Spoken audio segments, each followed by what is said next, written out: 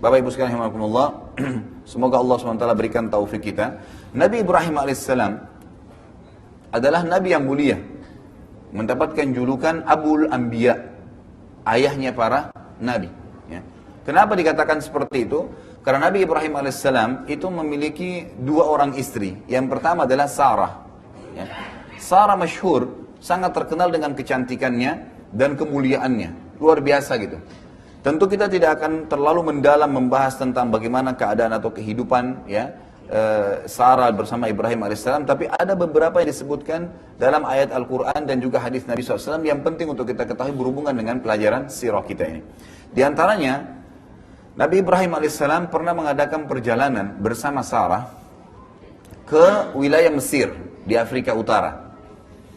Pada saat sampai ke Mesir, kebetulan waktu itu rajanya Mesir di zaman itu zalim, suka sekali mengambil istrinya orang. Ya. Jadi bukan mencari perempuan umumnya, tapi istrinya orang. Kenapa? Karena dia tahu kalau, atau dalam pikiran dia pada saat itu, kalau seandainya wanita ini dinikahi oleh seorang laki-laki, pasti dia pilihan gitu, dipilih oleh laki-laki tersebut. Jadi perilakunya sangat buruk. Sarah itu sangat terkenal dengan kecantikannya. Maka Nabi Ibrahim alaihissalam waktu jalan dengan Sarah masuk ke Mesir, datanglah beberapa prajurit Raja Mesir waktu itu ingin mengambil Sarah. Maka apa yang mereka katakan? Siapa ini? Pertama ditanya, siapa ini? Maka Ibrahim alaihissalam mengatakan, ini saudariku. Nggak dikatakan istriku. Kenapa? Karena kalau dikatakan istriku, diambil Sarah nantinya. Dan ini disebutkan dalam hadis Bukhari tentang bagaimana di mahsyar nanti, ya, orang-orang pada saat kepanasan, ya, orang membutuhkan tentang hadis syafaat kubra, ya. Bagaimana Nabi SAW akan memberikan syafaat nanti pertolongan kepada umatnya di padang mahsyar. Manusia pada saat sudah kepanasan, sudah menunggu lama di mahsyar, Allahu alam berapa lama sebagaimana disebutkan dalam hadis, maka ada sebagian manusia datang ke Adam lalu berkata, "Hai Adam, engkau lah ayah kami. Engkaulah manusia pertama, mintalah kepada Allah yang supaya Allah datang mengadili kami. Kami ke surga atau ke neraka. Yang penting datang dulu mengadili." Karena di mahsyar sangat panas dan luar biasa pemandangannya gitu. Orang akan ada yang terbalik wajahnya di bawah, ada yang dibangkitkan dengan a'azzakumullah bokongnya di atas dan beragam macam perilaku yang terjadi itu tidak kita bahas juga. Tapi yang jelas pointernya, mereka datang ke Adam, Adam mengatakan, "Hari ini Tuhanku telah murka, belum pernah murka sebelumnya seperti ini. Nafsi, nafsi, saya cuma bisa selamatkan diriku sendiri. Maka kalian cobalah pergi ke Idris." Datanglah kepada Idris AS. Lalu Idris juga mengatakan hal yang sama. Intisarinya setiap nabi didatangi ya oleh manusia-manusia sampai mereka tiba kepada Ibrahim AS. Lalu Nabi Ibrahim AS mengatakan, "Saya tidak berani karena hari ini Tuhanku telah marah, belum pernah marah sebelumnya seperti ini. Dan tidak akan marah sesudahnya seperti ini." Lalu beliau mengatakan, "Saya telah melakukan perbuatan salah." Apa itu perbuatan salah Nabi Ibrahim AS? Disebutkan dalam riwayat ini. "Saya pernah berbohong." Apa bohongnya? Waktu dia mengatakan kepada prajurit Mesir, "Ini saudari saya." Sebenarnya bukan bohong ya. Beliau di sini maksudnya saudari saya dalam agama gitu. Tapi beliau karena ketaatannya kepada Allah menganggap itu dosa. Jadi beliau mengatakan, "Saya pernah berbohong," padahal bohongnya pun sama orang kafir gitu kan. Demi untuk keselamatan istrinya, dia mengatakan ini saudari saya. Jadi Nabi Ibrahim AS mengakui dalam riwayat ini, bagaimana sebenarnya dulu dia pernah melakukan itu. Dan ini riwayat yang menjelaskan ya kejadian tadi. Kita kembali kepada kisah. Tapi karena kecantikan Sarah, maka prajurit-prajurit Raja Mesir waktu itu tetap mengambilnya. Walaupun sudah mengaku bahwasanya, nah ini adalah saudari saya. Pada saat dibawa ke istana dan Raja Mesir melihat kecantikan dimiliki oleh Sarah, maka dia langsung ingin menjamahnya. Maka Sarah berdoa kepada Allah Azza wa Jal agar ya diselamatkan. Tiba-tiba saja tangan ya kanannya si raja itu stroke, tiba-tiba nggak bisa bergerak. Mau menyentuh nggak bisa gitu kan. Maka dia mengatakan, "Apa yang kau lakukan dengan saya?" kata raja itu. Ya. Maka Sarah mengatakan, "Saya tidak berbuat apa-apa. Ya, saya hanya berdoa kepada Tuhan saya agar diselamatkan dari keburukanmu." Maka dia mengatakan, "Mintalah kepada Tuhanmu agar saya dikembalikan ya, dan saya tidak akan ganggu kamu." Maka Sarah pun berdoa kepada Allah Azza wa Jal agar disembuhkan orang itu sembuh, gitu kan? Dia tadi belum yakin nih rajanya, maka apa yang dilakukan? Dia dekati lagi yang kedua kalinya. Jadi dia berbohong tadi. Maka kena sakit yang sama. Tiba-tiba tangannya ingin menjamah, tidak bisa bergerak, gitu kan? Maka dia berkata lagi, mintalah kepada Tuhanmu disembuhkan dan saya tidak akan ganggu kamu, saya janji, gitu kan? Ternyata Sarah berdoa lagi yang kedua kali, ya, dia kembali lagi sembuh, dia mau jamah lagi, gitu kan? Sampai 3 kali. Yang ketiga kalinya, pada saat dia ingin sentuh, akhirnya kembali lagi seperti itu dan dia berkata, saya berjanji dan sudah pasti saya tidak akan ganggu kamu, disaksikan oleh semua apa yang orang-orang yang ada di istana saya ini, saya akan bebaskan kamu. Lalu dikeluarkan seorang budak wanita oleh si raja ini, itulah Hajar. Dikeluarkan oleh raja ini saya hadiahkan untukmu, gitu. Maka Sarah pun berdoa kepada Allah dan disembuhkan tangannya, ya. Raja itu lalu dia berkata, dalam riwayat yang masyhur, raja itu berkata, keluarkan wanita ini dari istana saya karena yang kalian bawa adalah jin, gitu. Ya. Karena dia tidak yakin kepada Allah Subhanahu wa taala. Jadi dia ucapkan kalimat tersebut. Maka pulanglah Sarah membawa Hajar, ya. Ini kisah awalnya, gitu kan. Jadi Hajar itu memang seorang budak yang dihadiahkan oleh Raja Mesir yang tadinya ingin berbuat jahat dengan Sarah. Pulanglah mereka, ya, balik. Ada beberapa riwayat, ada yang mengatakan Nabi Ibrahim alaihissalam tinggal di Palestina, ada riwayat yang mengatakan Nabi Ibrahim tinggal di Babilonia. Ya. Tapi kalau kita gabungkan kedua riwayat ini, Nabi Ibrahim alaihissalam memang lahir di kota Babilonia, ya, di Irak. Dan perlu Anda tahu, Irak itu bukan wilayah asli orang Arab, ya. Nanti akan kita pelajari di pelajaran kita di masalah Nabi Ibrahim alaihissalam. Jadi Arab itu ada 2, ada Arab musta'ribah, ada Arab asli. Ada orang Arab yang asli dan itu dari Yaman asalnya mereka, dan ada orang Arab yang terarabkan. Ini diistilahkan bagi siapapun yang menikah dengan orang Arab atau menggunakan bahasa Arab di lisannya. Makanya kita lihat seperti negara-negara di Afrika, Mesir, Tunis, Jazair, Maroko, itu semua bukan orang Arab, ya. Itu mereka bukan orang Arab. Orang Mesir itu aslinya orang Kipti, ya, suku Kipti. Tapi karena mereka pakai bahasa Arab di negaranya dikatakan negara Arab, orang Arab, gitu kan, kena bahasa. Sama dengan Tunis, Jazair, Maroko, 3 negara besar di Afrika Utara ini adalah suku barbar yang terkenal. Ya, setelah mereka masuk Islam, mereka menikah dengan orang-orang Arab, bahasanya sudah pakai bahasa Arab, maka dikatakan orang-orang Arab. Kita temukan juga Sudan, itu asli Afrika, gitu kan, tapi jadi negara Arab, dan seterusnya. Sama kalau kita lihat ke arah barat, itu arah timur dan arah baratnya, sama juga di Irak, ya. Irak juga begitu, bukan negara Arab, ya. Tapi karena mereka menggunakan bahasa Arab dan berbaur, akhirnya dikatakan negara Arab. Jadi Nabi Ibrahim alaihissalam bukan asli orang Arab, ya, bukan asli orang Arab. Nanti akan kita lebih jauh mempelajari masalah itu biidznillah ta'ala. Jadi Nabi Ibrahim AS akhirnya, Sarah akhirnya pulang bertemu Nabi Ibrahim AS dan mereka semua kembali, ya, ke wilayah Babilonia. Ya. Ini wilayah tempat lahir Nabi Ibrahim AS. Lalu mereka pindah ke Palestina setelahnya. Mereka pindah ke Palestina. Ringkas cerita adalah, karena ini cukup panjang kisahnya, ya, dan ini ada bahasan khusus tentang Nabi Ibrahim AS dengan Sarah.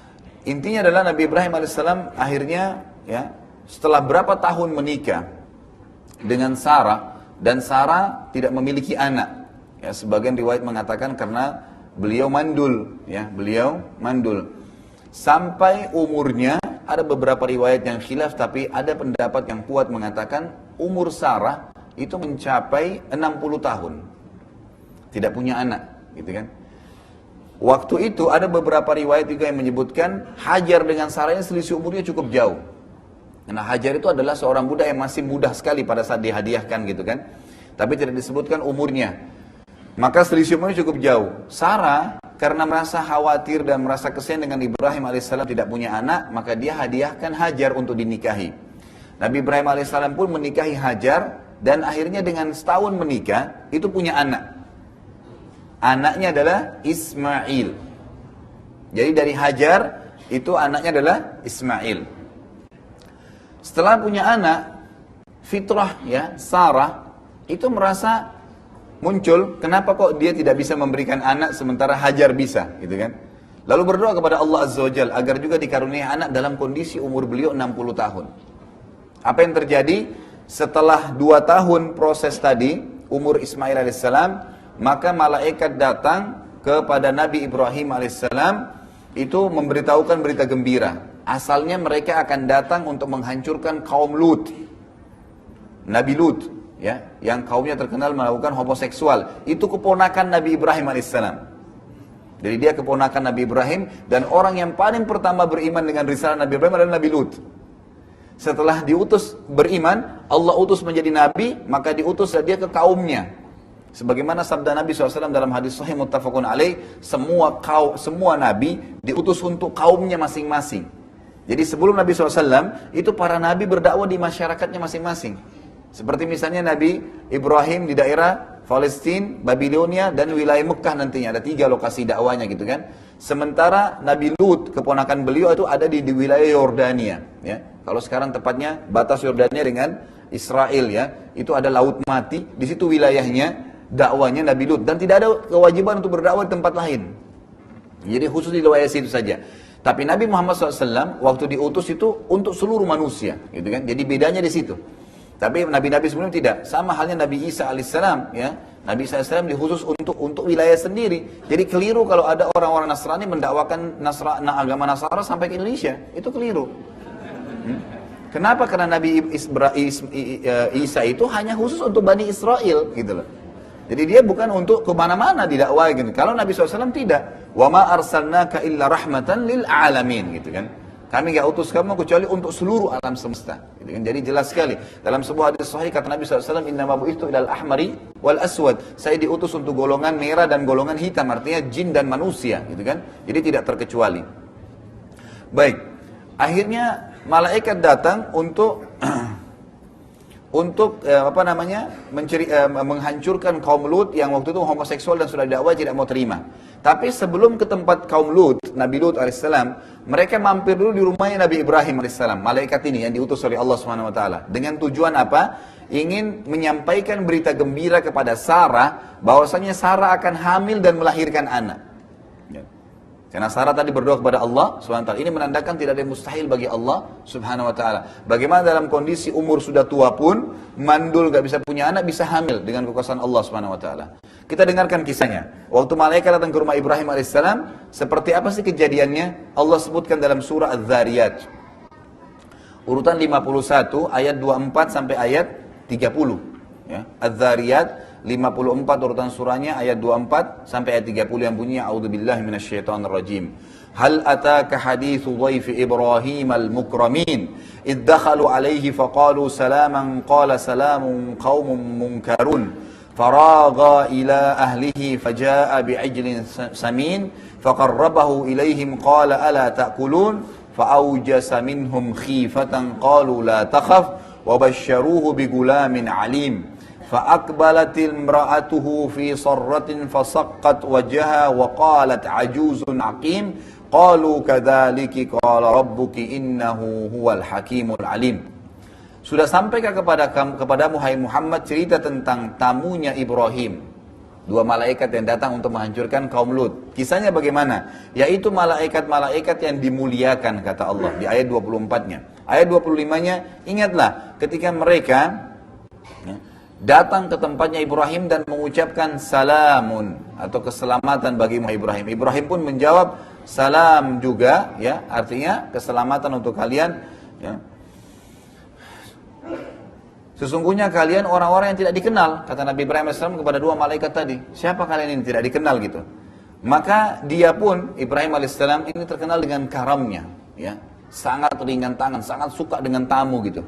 Maka pada saat malaikat ini datang, tidak dikenal, lalu dipersilakan masuk, ya, tidak ditanya siapa kalian. Yang pertama Nabi Ibrahim AS melakukan adalah, dia dengan secara diam-diam menemui keluarganya di belakang, ya, di dapurnya istilahnya ya.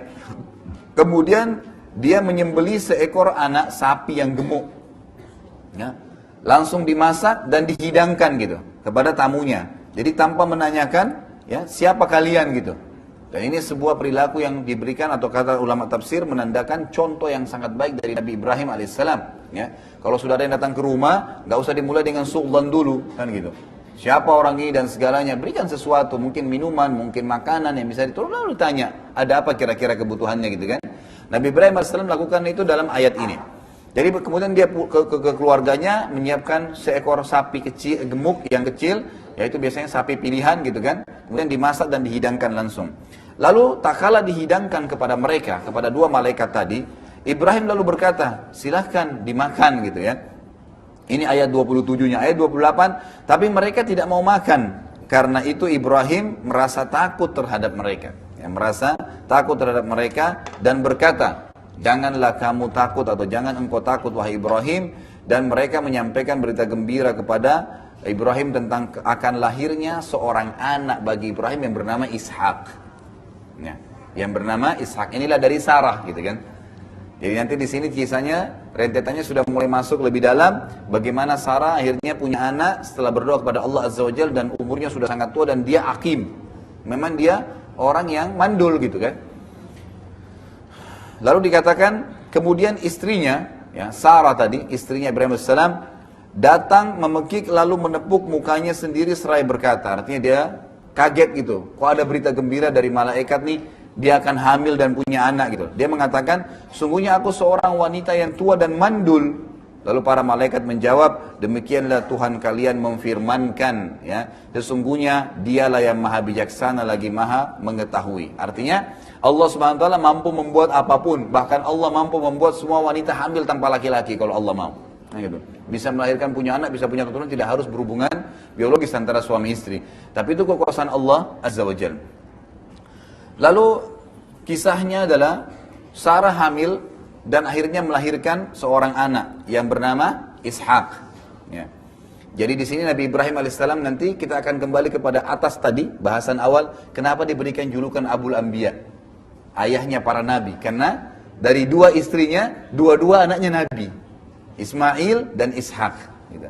Dua-duanya nabi. Nabi Ibrahim alaihissalam akhirnya jadi mempunyai dua orang putra, dua-duanya nabi, Ismail alaihissalam dan Ishak alaihissalam. Ismail, ya, pada saat dia baru lahir dan sudah masyhur kisahnya, saya ringkaskan kembali gitu kan, yang mungkin Bapak Ibu sudah tahu. Kemudian pada saat selesai melahirkan tadi, ya, Sarah, Allah Azza wa Jal memerintahkan Ibrahim AS untuk membawa Hajar dan anaknya Ismail. Kemana? Ke Mekah. Sudah masyhur, ya. Dibawa ke Mekah. Waktu akan pergi, Nabi Ibrahim AS tidak menceritakan kepada Hajar dan anaknya Ismail. Tidak, Ismail memang masih kecil ya, masih menyusui. Tapi tidak menceritakan kepada, ya, Hajar, kita mau kemana nih, tidak diceritain. Dibawa aja, naik unta sampai tiba di Mekah. Mekah waktu itu padang pasir, nggak ada pohon, nggak ada orang, lembah gitu. Jadi kalau Anda lihat ya gambar aslinya Ka'bah itu ada pegunungan sekelilingnya dan itu lembah. Makanya hikmahnya di sana tidak pernah hujan. Satu kali hujan banjir pasti. Karena memang lembah. Ya itu lembah. Jadi kalau turun hujan dari gunung itu pasti ngumpuk semua di Ka'bah itu. Seperti kejadian beberapa tahun yang lalu ya. Mungkin masih ada fotonya itu sampai di pintu Ka'bah banjirnya gitu kan. Itu mungkin tahun 60-an ya terjadi di Mekah dulu. Itu karena memang tidak pernah hujan, dengan hikmah Allah. Pada saat hujan pun maka terjadi banjir. Waktu itu tidak ada pohon, tidak ada makanan, tidak ada orang, nggak ada kehidupan gitu. Padang pasir, ya lembah. Tetapi sebagian ulama mengatakan memang asalnya ya Ka'bah itu asasnya sudah ada. Asasnya sudah ada. Dan pernah Ka'bah itu dibangun oleh Adam alaihissalam dengan Syith, anaknya. Atau anak Nabi Adam namanya bernama Syith, ya. Mungkin yang Bapak Ibu kenal Qabil dan Habil kan gitu. Tapi ada lagi yang satu namanya Syith, dan Nabi Adam alaihissalam punya banyak anak. Syith ini anak yang sangat saleh, tapi dia tidak diangkat menjadi nabi. Khilaf di antara ulama, tapi dikatakan tidak diangkat menjadi nabi karena sudah disepakati 10 abad, ya. Dari zaman Nabi Adam alaihissalam itu tidak ada syirik. Tidak dibutuhkan nabi. Gitu kan? Nanti setelah adanya kesyirikan barulah Allah Subhanahu wa taala mengutus Idris alaihissalam, gitu kan? Jadi konseptualnya di sini jelas. Lalu Ismail alaihissalam dibawalah Hajar dengan ibunya Hajar oleh Ibrahim alaihissalam ditaruh. Pada saat tiba di lembah itu lalu diletakkan langsung, ditaruh aja. Silakan turun di sini. Hajar bingung. Berkata dalam riwayat Sahih, "Hai Ibrahim, ya, apakah Anda meletakkan kami di lembah ini? Tidak ada kehidupan, tidak ada orang." Kemudian Nabi Ibrahim waktu turun itu langsung mau jalan gitu. Loh, ini nggak ada keterangan, nggak ada kejelasan, apa ini, kita mau buat apa di sini gitu. Ya. Lalu Nabi Ibrahim AS karena merasa sedih sebenarnya, ini kan perintah Allah cuma datang wahyunya apa? Antar istrimu dan anakmu Hajar dan Ismail ke Mekah, bas di lembah itu saja, selesai. Untuk apa di sana nggak jelas. Ditaruh aja di sini, pokoknya perintah Allah begitu, nanti datang perintah setelahnya. Maka Nabi Ibrahim alaihissalam pun lakukan saja, patuh. Ya. Taruh istri dan anaknya, tidak dijelasin. Karena dia merasa sedih, dia nggak lihat kepada Hajar, terus membelakangi. Hajar mengikuti di belakang. Hai Ibrahim, apakah engkau membiarkan kami di lembah ini? Gitu kan, tidak ada kehidupan, tidak ada orang. Nabi Ibrahim tidak jawab, sampai 3 kali bertanya. Akhirnya Hajar berkata, dan ini riwayat sahih menjelaskan bagaimana keimanan ya Hajar alaihissalam. Dia mengatakan, Allahu amaraka bihadza. Baik, kalau kau tidak bisa jawab Ibrahim, saya ingin tanya. Karena ini kan sudah tahu, Hajar tahu ini ada Nabi Allah. Apakah Allah yang menyuruh engkau melakukan ini?